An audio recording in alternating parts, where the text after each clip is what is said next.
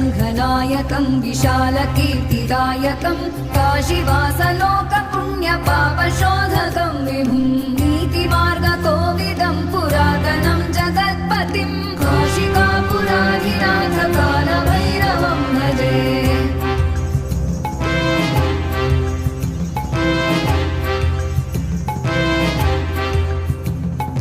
कालभैरवाष्टकं पठन्ति ये मनोहरं ज्ञानमुक्तिसा